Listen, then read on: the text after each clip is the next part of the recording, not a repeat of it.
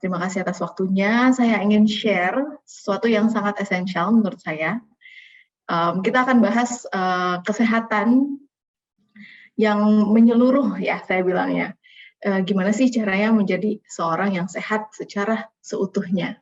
Gitu. Kita akan bahas mengenai mental health and physical wellness. Kalau biasanya dokter membawakan seminar kesehatan mengenai satu penyakit tertentu gitu ya. Kita mau belajar mengenai gimana jadi sehat lebih menyeluruh, bukan hanya spesifik kepada satu penyakit aja. Gitu. Mudah-mudahan bisa belajar sesuatu sore hari ini dan kita pulang dengan target untuk menjadi sehat seutuhnya ya. Making the best out of you. Oke, langsung aja. Apa itu sehat? Kalau bahasa Inggris, health and wellness itu adalah dua kata yang bermakna berbeda sedikit ya, walaupun kalau dibahasakan menjadi bahasa Indonesia sama-sama kesehatan. Gitu. Tetapi health and wellness ini adalah memiliki makna yang berbeda di bahasa Inggris ya. Health kesehatan, wellness adalah lebih menyeluruh. Tetapi bagaimana kita bisa, mungkin kalau teorinya terlalu ribet ya. Saya ingin kita sama-sama memahami kesehatan itu secara lebih praktikal gitu. Oke, kita lihat Bapak ini ya, sehat atau tidak? Dia seorang Bapak yang walaupun gemuk tetapi masih bisa beraktivitas, masih bisa nonton TV, masih bisa bekerja. Apakah Bapak ini sehat? Oke, mungkin boleh ada yang komentar di kolom chat, boleh ya. Gitu. Menurut Mbak Ara gimana? Jadi menurut saya tidak sehat sih dok. Tidak sehat ya. Jadi sepertinya kelihatan ya dari fisiknya sepertinya kurang sehat nih gitu bapaknya. Walaupun masih nih saya ingin tunjukkan satu video. Ini bapak bos di kantornya masih bisa beraktivitas, lebih bugar, badannya sangat-sangat ini ya, kokoh gitu. Tetapi sehat nggak ya bapak ini? Melakukan pemukulan kepada karyawannya. Kalau saya melihat video ini, saya kasihan sih. Yang saya kasihanin bukan pegawainya, tapi saya kasihan sama bosnya. Sepertinya ada kesehatan mental yang terganggu. Ya. Jadi apakah Bapak ini sehat?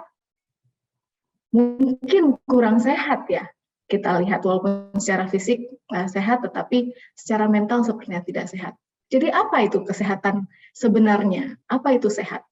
Ya, sehat itu kalau menurut WHO bukan hanya keadaan yang bebas dari penyakit semata, tetapi keadaan sejahtera fisik, mental, dan sosial yang utuh, gitu ya. Bagaimana maksudnya? Oke. Jadi ada satu model yang namanya biopsychosocial model. Ini digagas oleh seorang dokter ya, George L. Engel di tahun 1977. Dia mengatakan bahwa penyakit berkembang melalui interaksi kompleks antara faktor biologis, psikologis, dan faktor sosial. Jadi begini, sebelum satu penyakit terlihat atau satu penyakit terasa, ada beberapa faktor yang sebelumnya membuat penyakit itu akhirnya bisa muncul gitu. Ataupun kesehatan mental maupun fisik seseorang terganggu. Jadi di sini ada faktor biologi, ada faktor sosial atau teman-teman, hubungan dengan orang lain gitu ya, yang mungkin terganggu sehingga bisa mencetus penyakit atau keadaan yang tidak stabil di dalam tubuh maupun pikiran seseorang gitu ya. Psychological juga ya. Jadi hal-hal ini berinteraksi satu sama lain sehingga membuat kondisi yang tidak sehat gitu. Nah, dengan kata lain, bagaimana kita bisa sehat? Caranya membuat apa yang menyokong ini juga seimbang gitu ya, supaya tubuh kita secara fisik dan mental bisa sehat. Ada satu model yang lebih saya suka sebenarnya, yang lebih menggambarkan apa atau komponen-komponen yang penting untuk membuat seseorang hidup dengan lebih sehat dan bugar gitu ya. Oh ya, wellness itu bahasa Indonesianya lebih sering ditranslate sebagai bugar gitu. Ya, di sini seorang dokter juga yang membuat model ini mengatakan bahwa unlike tidak seperti ini kan bentuknya pie chart atau ada bagian-bagian seperti itu ya. Kalau di sini semua menurut Dokter Lisa sepertinya model seperti ini kurang menggambarkan bagaimana proses kesehatan tubuh dan fisik dan mental kita berinteraksi gitu. Sepertinya ini lebih menggambarkan kalau gambar yang tadi bulat-bulatannya salah satu hilang masih tidak terlalu impact akan kesehatan dari seseorang tersebut. Nah, di dalam model ini semuanya berinteraksi satu sama yang lain. Kalau ada satu yang tidak stabil, maka akan menjadi maka kondisi fisik dan mental seseorang akan bisa rapuh dan jatuh seperti itu. Jadi Dokter Lisa mengatakan bahwa tubuh bukanlah dasar dari kesehatan kita, tetapi tubuh adalah manifestasi fisik dari keseluruhan pengalaman hidup kita gitu.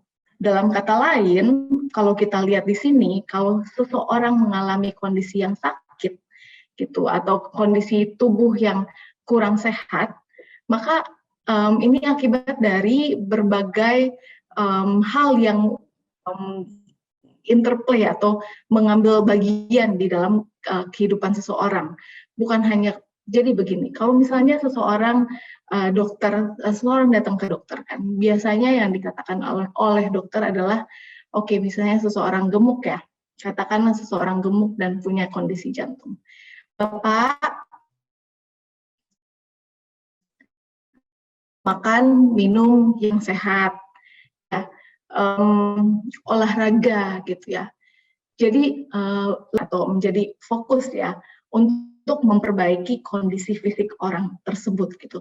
Tetapi ternyata lebih besar komponen bukan hanya masalah makan, bukan hanya masalah olahraga yang interplay atau yang membuat seseorang sakit gitu, yang membuat seseorang tersebut gemuk ataupun punya kondisi jantung. Ada hal-hal yang lain di belakang kehidupan orang tersebut yang mungkin mengambil atau bisa menyebabkan kondisi jantung orang tersebut. Bisa jadi orang tersebut memiliki spiritualitas yang kurang baik gitu, hubungan yang kurang baik dengan orang yang lain sehingga mencetus rasa nyeri dadanya dan mencetus serangan jantungnya ya. Kalau misalnya saudara-saudara pernah lihat di TV-TV ada seseorang yang mendapatkan berita yang buruk lalu tiba-tiba serangan jantung, itu bukan hal yang dibuat-buat ya, itu memang bisa terjadi gitu. Jadi suasana hati, cara seseorang menanggapi hidupnya, atau pilihan-pilihan yang dilakukan oleh orang tersebut selain daripada pilihan fisik ya yang dilakukan oleh orang tersebut, ternyata mengambil andil yang sangat besar untuk menjaga kesehatan orang tersebut ataupun bahkan membuat orang tersebut sakit gitu ya. Ya, jadi mungkin kita bisa mulai bayangkan apa ya yang ada di dalam kehidupan kita. Kalau gini, saya ingin menunjukkan satu data. Ya, banyak data yang mencoba menunjukkan berapa banyak orang yang sakit mental ya, atau memiliki kondisi yang sakit mental. Tetapi pada kenyataannya kondisi sakit mental dan fisik itu seringkali susah dibedakan. Saya dulu pernah menjadi dokter di dokter perusahaan, dan banyak sekali pasien yang datang dengan penyakit atau keluhan yang tidak jelas gitu ya, begini. ada pasien yang datang ke saya dengan mengatakan, "Dok, kok tangan saya panas sebelah kanan, sebelah kiri tidak ya?" gitu. Saya tanya rasa panasnya seperti apa, rasa sakitnya seperti apa. Saya periksa bapaknya baik-baik dari atas head to toe gitu ya. Tensinya bagus, semuanya bagus, tetapi dia merasa dirinya sakit gitu. Ya, apa yang menjadi penyebab orang tersebut sakit? Kita kembali ke gambar ini ya. Ada kemungkinan walaupun secara medis bapaknya kita periksa semua masih dalam batas normal markernya, tetapi ada hal-hal di dalam kehidupan bapak ini yang membuat bapak ini tidak sehat atau kurang sehat seperti itu. Ya, nah coba kita pikirkan, apakah Bapak Ibu sebagai karyawan ataupun saya sendiri juga ya seringkali merasa nyeri-nyeri yang nggak jelas gitu, "Dok, saya sakit kepala ini kenapa ya?" Sebelum kita mengambil obat untuk kita minum, coba kita pikirkan apa yang kita sedang mengalami nyeri tersebut ya atau kondisi tersebut. Apa yang sedang menjadi masalah di hidup kita gitu ya. Baik secara fisik maupun secara mental gitu. Apakah lagi ada masalah spiritualitas, apakah sedang ada hubungan yang kurang baik dengan orang lain seperti itu ya, yang membuat gejala-gejala ini muncul. Banyak sekali orang yang datang dengan gejala-gejala psikosomatis ya karena ada hal-hal yang bio, selain masalah bio ada masalah-masalah psikososial yang juga mendominasi orang tersebut sehingga merasakan sakit tersebut ya. Di Amerika Serikat ada 1 dari 5 orang yang melaporkan memiliki kondisi mental yang kurang sehat. Dan juga ada 71 orang yang melaporkan, 71% orang dewasa yang melaporkan memiliki simptom stres ya, sakit kepala tidak jelas gitu ya, datang ke dokter semuanya normal, tetapi ternyata tapi punya kondisi sakit kepala yang mengganggu, lalu rasa sesak nafas ya, banyak pasien yang datang konsultasi online juga kita mengatakan sesak nafas, tetapi kalau kita tanya lebih jauh sesak nafasnya seperti apa, dibawa ke dokter juga diperiksakan semuanya normal, ya memang ini adalah gejala-gejala biologis yang merupakan hasil juga yang daripada kondisi psikososial yang mengganggu orang tersebut gitu ya. Nah ini semua untuk mencapai kondisi fisik yang sehat, jasmani yang sehat, kita harus memiliki kondisi mental maupun sosial yang sehat juga. Seperti itu. Oke, di Indonesia ini laporan di Amerika Serikat, yang di bawah sini laporan di UK ya, angkanya juga lumayan tinggi, angka pasien yang mengalami atau bukan pasien ya, atau orang yang mengaku mengalami distress juga cukup tinggi. Ini data yang diambil dari satu perusahaan konsultan WorkMe yang baru ya, dia punya klien rata-rata startup, dia membuat satu survei memeriksa kondisi kesehatan mental karyawan-karyawan yang bekerja sama dengan dia dan menemukan bahwa ada sekitar 16,42% yang mengaku stres tinggi dan 23% orang yang mengalami 16% mengalami stres yang sangat tinggi dan 23% mengalami stres yang tinggi. Nah, tentunya ini concerning-nya karena mental health yang kurang baik bisa memberikan dampak kesehatan fisik juga yang akhirnya nantinya tidak baik juga gitu ya. Oke, bagaimana ini bisa terjadi? Kenapa sangat mudah ya kita mengambil kita mengambil pelajaran dari sini atau kesimpulannya, karena semua aktivitas yang ada di dalam tubuh kita, baik tensi maupun demam ya, suhu tubuh, sampai kepada emosi, sampai kepada apa yang kita lakukan, gerakan, semuanya yang atur adalah otak ya. Dan di dalam otak ini semuanya interplace atau bermain gitu, atau dicetus gitu ya. Jadi kalau dulu saya punya dosen mengatakan semuanya ada di dalam otak, it's all in the brain. Misalnya kamu sedang keluar gitu ke satu daerah yang panas dan kamu merasa aduh ini kok panas sekali, kamu bisa itu adalah sesuatu yang dipersepsi oleh otak kamu, katanya seperti itu. Kalau otak kamu kita bisa kita ajak bicara gitu. Kalau kamu merasa sangat panas, kamu bicara saja sama diri kamu. Otak, saya dingin, cuaca sedang dingin. Maka dengan sendirinya kita akan sedikit merasa lebih sejuk gitu, tubuh kita ya, atau suasana yang ada. Ya, semuanya ada di otak kita dan diatur oleh otak kita gitu.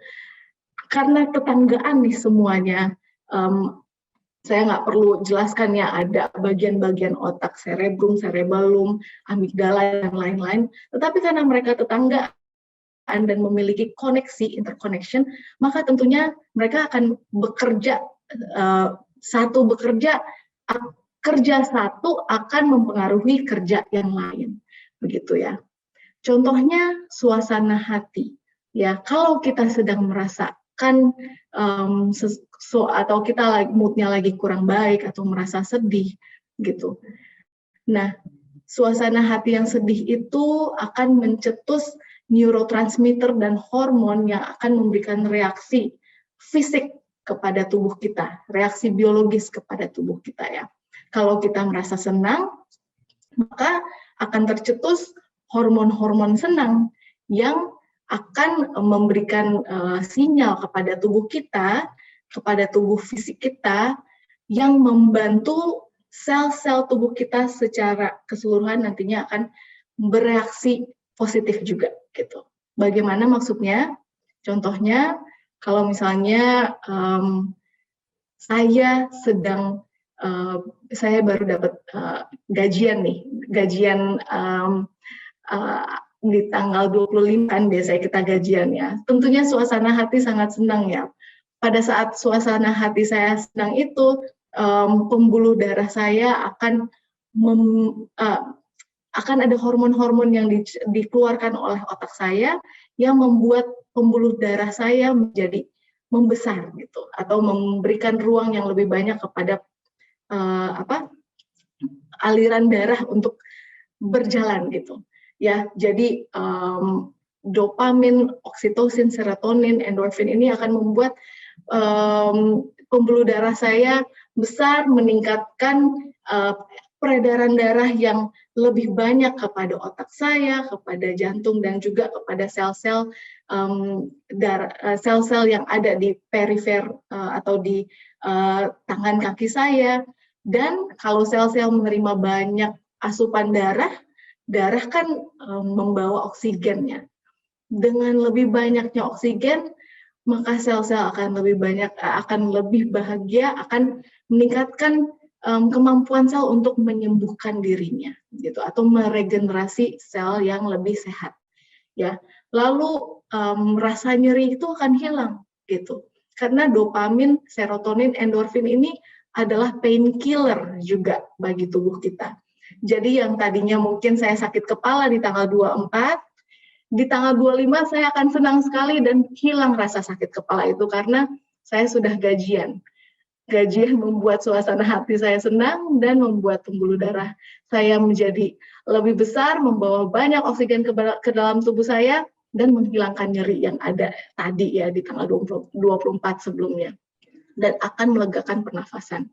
Ya, begitu dekatnya suasana hati kita dengan kesehatan kita. Dampaknya sangat-sangat erat. Ya, sebaliknya juga kalau misalnya kita merasa cemas, maka tubuh kita akan atau otak kita akan mengeluarkan neurotransmitter yang membuat pembuluh darah kita menjadi menyempit gitu, dan akhirnya tekanan darah meningkat ya. Dan kalau misalnya sempit, pembuluh darah yang ada di ujung-ujung tangan saya ini atau yang masuk ke dalam organ saya jadi yang sempit, darah semakin sedikit ya masuk ke organ saya.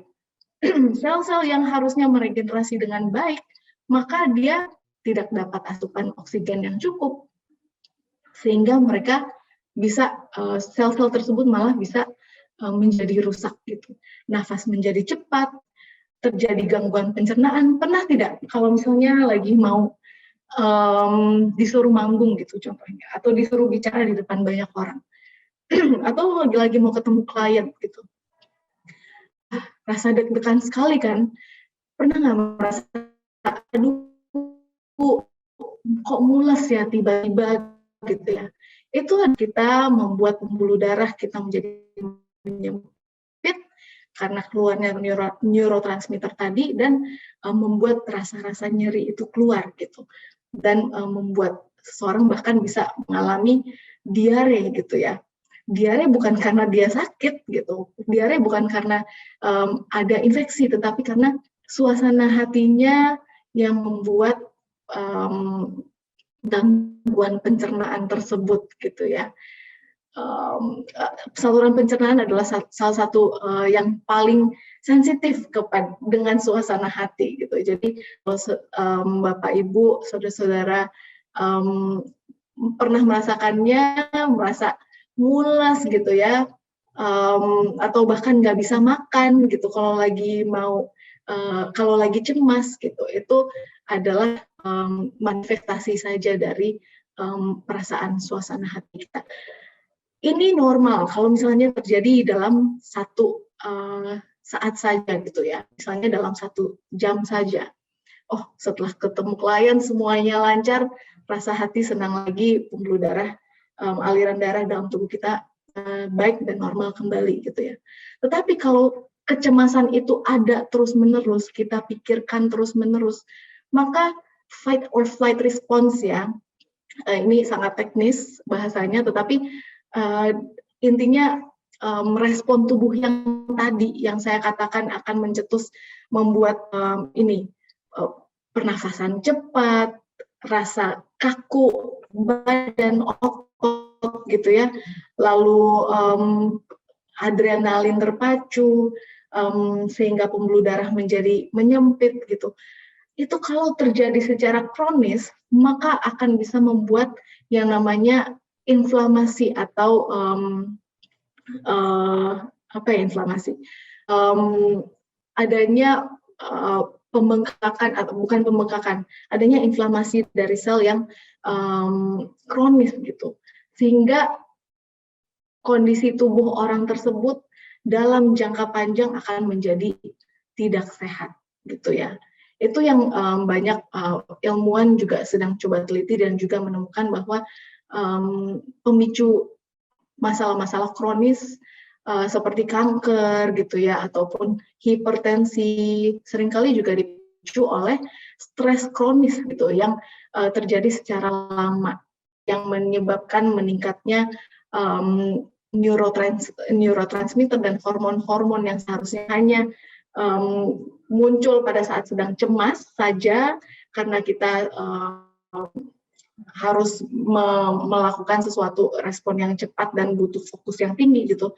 Tetapi ini terjadi dalam jangka waktu yang lama dan bisa menyebabkan penyakit fisik biologis yang nyata gitu ya.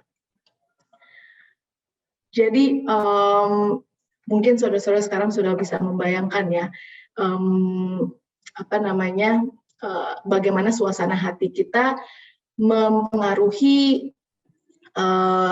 tubuh kita secara fisik gitu.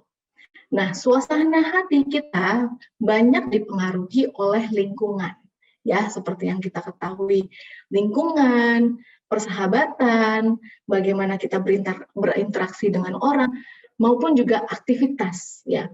ternyata coba kita lihat ya di gambar seperti ini. Ibu ini suasana hatinya sudah sangat jelas tidak bahagia ya, gitu. Kenapa dia tidak bahagia? Karena kalau kita lihat bagaimana rasanya kalau bekerja di tempat yang kotor seperti ini. Mood bekerja apakah baik atau tidak ya? Tentunya tidak ya. Kalau saya bekerja di ruangan yang tidak sehat gitu, suasana hati saya akan menjadi tidak baik dan saya akan tidak semangat lagi bekerja seperti itu. Nah, lingkungan seperti ini mempengaruhi mood. Kalau misalnya sedang tidak enakan atau sedang memiliki masalah dengan suami, istri, anak, ataupun sahabat atau teman gitu, rekan kerja, apakah bagaimana suasana hati kita? Tentunya tidak bahagia ya. Dan pengaruhnya apa secara fisik? Yang tadi ya, pengaruhnya bisa sampai kepada tingkat sel kita sekalipun begitu ya. Nah, ada quick hacks gitu yang bisa membantu memperbaiki suasana hati kita. Bisa dicoba dan saudara mungkin akan bisa merasakan efeknya langsung gitu ya. Kalau tidak percaya sama apa yang tadi saya katakan, bagaimana suasana hati kita sangat mempengaruhi kesehatan kita dan bagaimana lingkungan atau apa yang kita lakukan mempengaruhi diri kita sendiri atau suasana hati kita. Saya seringkali kadang-kadang suka merasa anxious ya. Kalau saya merasa anxious, apa yang akan saya lakukan untuk mengurangi rasa stress level tersebut atau rasa anxious anxiety tersebut. Saya bisa melakukan berjalan. Apa yang saya bisa lakukan, saya bisa jalan gitu. Dengan saya berjalan, seringkali membuat aktivitas tersebut secara tidak sadar membuat otak kita meredam rasa anxious tersebut gitu. Bagian otak kita yang namanya amigdala yang meregulasi atau tempat pusat dari suasana hati kita itu diactivate kalau kita misalnya jalan kaki gitu pada saat kita sedang anxious, atau tarik nafas panjang atau melakukan psychological sigh. Tahukah Anda bahwa kita setiap beberapa menit gitu sigh, apa ya bahasa Indonesianya ya? Ya, kalau kita setiap beberapa menit, terutama pada saat kita stres, kita secara tidak sadar. Nah, ini adalah reaksi tubuh atau apa yang tubuh lakukan untuk meredam stress level. Nah, seringkali kalau misalnya kita lagi stres atau anxious, kita bisa melakukannya secara sengaja. Hal tersebut akan membantu kita merasa stres. Gitu, bisa dicoba. Kita bisa coba juga yang namanya latihan pernafasan 4-7-8 ya. Tarik nafas 4 detik, tahan 7 detik, buang 8 detik ya, dengan mulut terbuka. Lakukan itu pada saat sedang stres. Maka stres levelnya akan sedikit berkurang dan Anda akan merasakan lebih rileks sejenak gitu ya. Itulah bagaimana cepatnya dan betapa dekatnya ya bagian-bagian yang mencetus stres dan juga yang memberikan dampak biologis kepada tubuh kita, sehingga kita bisa juga meredamnya dengan sebaliknya gitu ya, dengan membuat hal-hal manuver hacks ini supaya kita bisa fokus kembali atau suasana hati kita bisa lebih tenang seperti itu. Mungkin nanti saudara-saudara bisa coba ya. Nah, jadi kita mudah-mudahan sampai sini bisa sudah paham ya bahwa bahagia itu sehat ya. Sangat penting untuk menjaga suasana hati yang bahagia demi kesehatan kita, dan juga sehat itu membawa kebahagiaan bagi tubuh kita gitu. Nah, bagaimana caranya kita bisa menjaga tubuh yang sehat dan bahagia? Bagaimana caranya kita bisa sehat secara fisik dan mental? Jangan ditanya ya yang mana yang sehat, yang membuat masalah duluan atau yang perlu kita cetus duluan. Fisik dulu atau mental dulu. Karena dia bekerja beriringan. Seringkali kita bisa meredam rasa sakit fisik kita dengan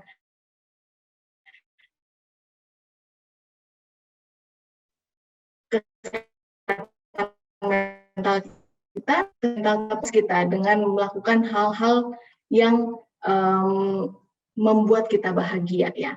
Bagaimana caranya? Ini saya memiliki beberapa tips ya. Pertama, tingkatkan kebahagiaan dengan membangun rutinitas.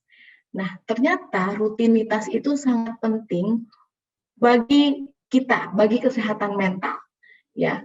Dan bukan hanya bagi kesehatan mental, juga bagi kesehatan fisik kita gitu. Karena dengan adanya rutinitas begini, tubuh kita beregulasi dengan hormon, dan hormon itu saudara-saudara diregulasi dengan rutinitas. Kalau hormon rutinitas bangun dan tidur, sleep wake cycle kita, pada saat malam hari ada hormon melatonin yang kuat, sehingga kita tidur gitu ya, bisa tidur dengan nyenyak. Pada pagi hari kita bangun dengan hormon serotonin ya, supaya kita bersemangat, dan kortisol supaya kita bersemangat untuk bekerja gitu.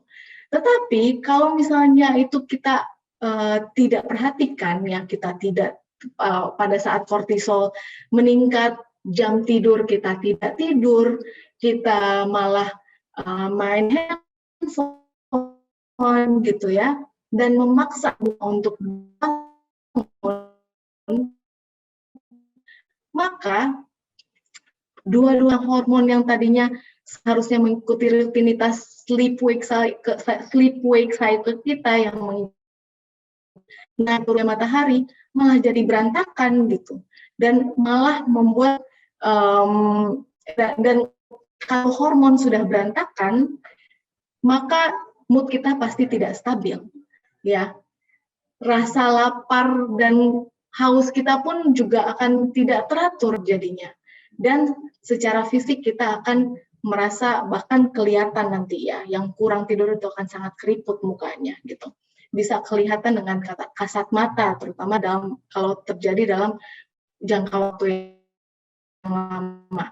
Kalau saudara-saudara ingat ada yang lagi ngetren tuh ya, ada seorang influencer yang tidak tidur atau sangat suka begadang ya, sehat padahal, tetapi karena dilakukan dalam jangka waktu yang lama, tiba-tiba mengalami stroke gitu ya.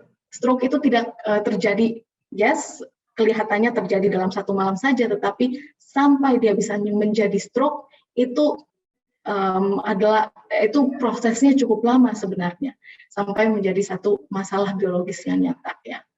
Jadi membangun rutinitas, tidur tepat waktu, olahraga di pagi hari, makan makanan yang makan pun harus tepat waktu, harus sesuai dengan rutinitas ya gitu. Jadi ada jamnya, jam makan pagi, jam makan siang, jam makan malam. Jangan tengah malam jam 11 malam makan lagi, itu akan membuat kondisi fisik kita tidak baik, dan kondisi suasana hati kita pun akan merasa tidak sehat nantinya, bisa mengganggu kesehatan mental kita juga nantinya, begitu. Cara tidak langsung, ya sangat penting untuk memiliki rutinitas. Rutinitas mengurangi tingkat stres, ini sudah terbukti secara klinis ya, bahkan saat menghadapi masalah kesehatan sekalipun ya. Jadi mereka yang memiliki rutinitas yang baik, kalaupun misalnya nanti sakit karena masalah genetik sekalipun, kondisi mental mereka biasanya akan tetap terjaga dengan baik gitu ya. Lalu rutinitas ini mungkin saudara-saudara sekalian, Bapak, Ibu, Kakak sekalian merasa aduh, rutinitas saya memang sudah jelek nih, atau saya nggak punya rutinitas nih, sudah cukup lama. Jangan sedih, bisa dimulai hari ini dan harus dijadikan kebiasaannya. Sampai sesuatu menjadi rutinitas, butuh waktu sekitar 66 hari bagi kebanyakan orang. gitu ya. Untuk orang lain justru bahkan lebih lama. Jadi yang penting kita lakukan secara sengaja, secara conscious dari hari ke hari dan tidak menyerah sampai kita membangun rutinitas yang baik demi kesehatan fisik dan mental kita. Oke.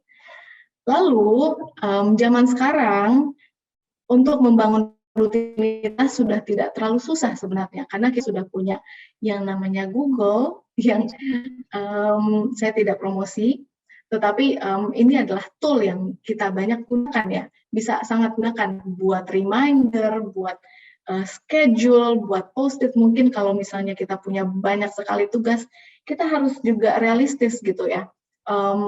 Masuk nggak di dalam kalender kita tugas-tugas kita tersebut. Kalau memang ada hal-hal yang sudah terlalu banyak dan tidak bisa masuk ke dalam kalender kita, demi kesehatan mental, katakan, oh, saya bisa tunda atau saya perlu lakukan besok, seperti itu. Harus belajar prioritization, supaya kita sehat secara mental dan fisik. Oke, buat meal plan juga, meal plan sangat membantu, ya. Oke, lalu juga ini penting, bekerja. Seseorang yang bekerja memiliki tingkat kebahagiaan yang lebih banyak dibandingkan pengangguran. Jadi puji syukur sama Tuhan kita bekerja ya. Tetapi selain daripada bekerja, kita harus memiliki tujuan. Kita harus tahu kenapa kita bekerja.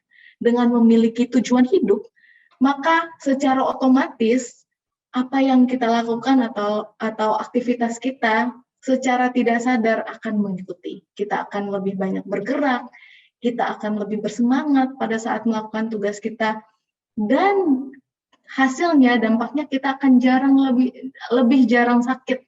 Saya punya nenek sampai usia 80-an tahun, 82 tahun, jarang sekali sakit. Bahkan di usia tuanya pun dia tidak mau tinggal diam, dia selalu mencari sesuatu untuk dilakukan. Itu yang membuat dia keep going gitu, dan membuat dia memiliki umur yang panjang. Ya, mereka yang memiliki tujuan hidup lebih rendah stres dan cenderung hidup lebih sehat secara otomatis gitu.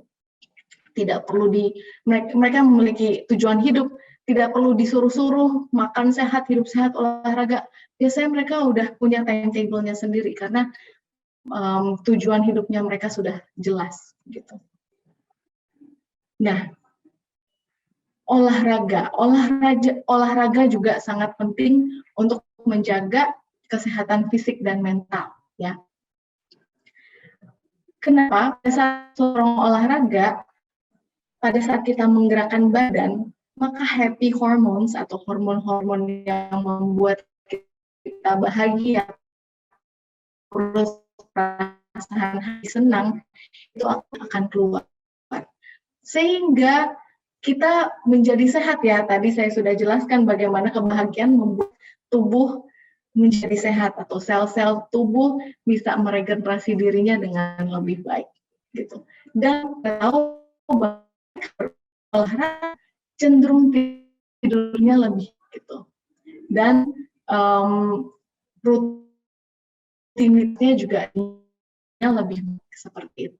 Lalu mereka jadi less tegang, tidak tegang, dan juga levelnya lebih rendah. Mereka rajin rutin berolahraga. Lalu pada saat berolahraga juga ada kesempatan untuk sosialisasi. Bersosialisasi, kita adalah makhluk sosial. Jadi kita butuh teman untuk membuat kita bahagia, butuh pendamping, butuh kawan untuk membuat hati kita senang dan sehat gitu ya. Penelitian juga menunjukkan bahwa mereka yang berkawan atau memiliki pasangan hidup umurnya lebih panjang dibanding mereka yang tidak memiliki pasangan hidup. Jadi mereka yang belum punya pasangan hidup, ayo segera dicari supaya umur yang panjang dan sehat secara fisik dan mental ya. Oke. Nah, ini juga penting. Untuk menjaga atau meningkatkan kebahagiaan kita, meningkatkan level of happiness kita perlu secara sengaja belajar untuk berkomunikasi dengan baik. Ya, apapun kondisinya, apapun situasinya. Kalaupun misalnya ada orang yang membuat kita tidak senang, membalasnya dengan tidak baik akan membuat kondisi suasana hati kita sendiri menjadi tidak baik, dan suasana hati kita yang tidak baik membuat kesehatan kita juga tidak baik ya. Jadi harus dengan sengaja kita lakukan, belajar untuk melakukan komunikasi yang baik. Kebaikan terbukti meningkatkan kepercayaan diri, empati, dan meningkatkan mood yang kortisol. Kalau saudara pernah dengar hormon kortisol, kortisol ini adalah hormon stres. Kenapa dia ada? Karena dia penting untuk membuat seorang fokus, gitu ya. Orang lebih fokus kalau sedang stres. Tetapi kalau kadarnya terlalu tinggi, maka akan membuat kesehatan kita terganggu, dan itu meningkatkan ada proses inflamasi di dalam tubuh kita, gitu. Jadi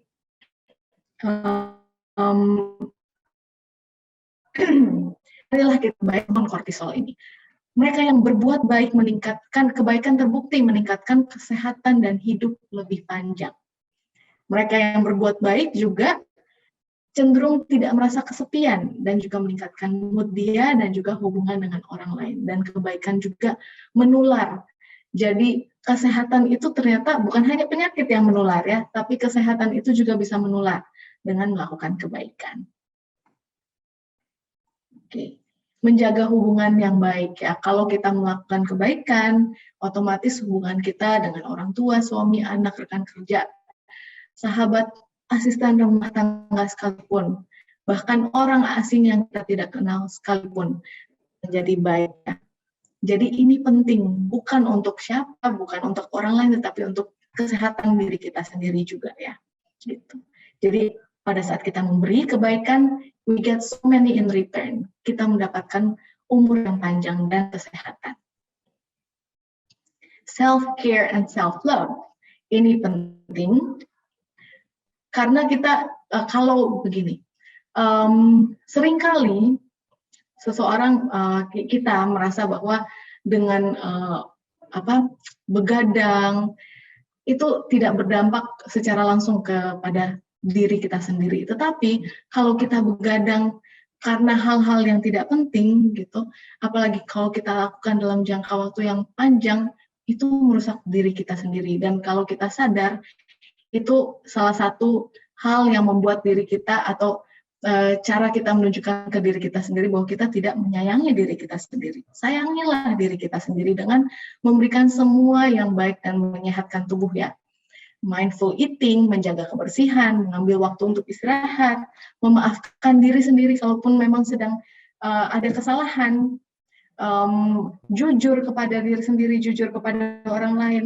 Semua ini membuat suasana hati kita jauh lebih baik dan membawa kesehatan bagi tubuh kita ya. Mengambil waktu untuk merawat diri, mengambil waktu untuk meningkatkan kemampuan diri, tidak membandingkan diri dengan orang lain adalah bukti atau bagian dari self-care and self-love. Mendengarkan diri sendiri. Dan yang terakhir tidak kalah penting adalah memiliki hubungan yang baik dengan Yang Maha Kuasa. Ada satu sekelompok orang yang namanya Blue Zoners yang diteliti ya. Para peneliti melakukan penelitian di 5 daerah ini, di Loma Linda, Nicoya, Sardinia, Ikaria, dan Okinawa, Jepang.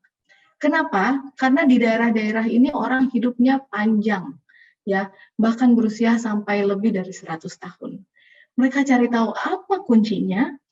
Salah satunya yang sangat signifikan adalah mereka yang hidup di daerah ini memiliki itu right outlook of life, in life, punya tujuan hidup, dan juga mereka juga memiliki umur yang panjang karena mereka memiliki iman kepada Yang Maha Kuasa. Mereka memiliki iman yang membantu mereka memiliki lifestyle juga yang sehat gitu. Jadi kesehatan itu tidak hanya fisik, tidak hanya antar sesama, tetapi sama Yang Maha Kuasa juga hubungan kita harus sehat demi menjaga kesehatan mental dan juga fisik kita. Ya. Nah, tentunya kesehatan mental itu tidak mudah ya. Kenapa? Karena kesehatan mental ini bahkan rutinitas sehat itu terjadi akibat kebiasaan yang sudah lama kita bangun dan bentuk. Ya kebiasaan-kebiasaan kita, apa yang kita percayai, values kita, semuanya dibangun dalam jangka waktu yang lama di bawah subconscious mind kita, gitu. Dan semua ini yang membuat kita bereaksi sedemikian rupa akan satu hal ya. Bagaimana saya bereaksi akan satu kondisi berbeda dengan bagaimana Anda akan bereaksi terhadap satu kondisi. Kenapa? Karena saya punya latar belakang kehidupan yang berbeda dengan Anda, gitu ya, dengan saudara, dengan Bapak Ibu. Ya. Nah, hal-hal tersebut kalau misalnya kita bangun hal-hal yang buruk, misalnya kita suka contohnya suka malas-malasan di tempat tidur, tidak suka olahraga, itu terbentuk di subconscious mind kita gitu, dan ya akan menjadi sangat kental sehingga akan sangat sulit untuk mengubah kebiasaan-kebiasaan itu menjadi baik gitu. Ya, tetapi ingat bahwa kita bisa mulai kebiasaan-kebiasaan baik tersebut hari ini gitu. Tanamkan mulai hari ini values ataupun kebiasaan-kebiasaan yang baik, habits yang baik. Habits itu saya katakan mulai dari apa yang kita baca, apa yang kita tonton, ya. Apa yang kita makan, nah jadi gini, makanan kita tahu ya bahwa apa yang kita makan itu membawa kesehatan buat tubuh kita. Apa yang mata kita makan, apa yang otak kita makan dari yang kita baca, dari yang kita dengar, izinkan diri kita baca, itu dimakan oleh otak kita dan membentuk kesehatan mental kita, gitu ya. Jadi mulailah baca hal-hal yang membuat hati kita senang gitu, membuat suasana hati kita senang, dan juga memiliki tujuan yang baik gitu. Mulai baca buku-buku yang baik tentunya ya. Hindari nonton film yang menyeramkan, karena film-film yang menyeramkan itu akan tertanam di otak kita secara tidak sengaja, akan masuk ke dalam subconscious mind kita, membuat kita takut dan akhirnya punya stres yang panjang, berkepanjangan, dan bisa membuat diri kita sakit secara tidak langsung. Ya, jadi mulai tanam dengan berulang-ulang hal-hal yang baik dan kebiasaan-kebiasaan yang baik supaya kita bisa memiliki kesehatan yang mental dan fisik yang baik juga. Ya. Nah, ini ada satu quotation dari Lisa Rankin yang saya suka. With all those negative emotions filling her mind and all those stress hormones coursing through her body, no vegetable supplement, exercise program, or drug was going to be strong enough to counteract the harmful health effects of chronic stress responses on her body. Gitu. Bahasa Indonesianya,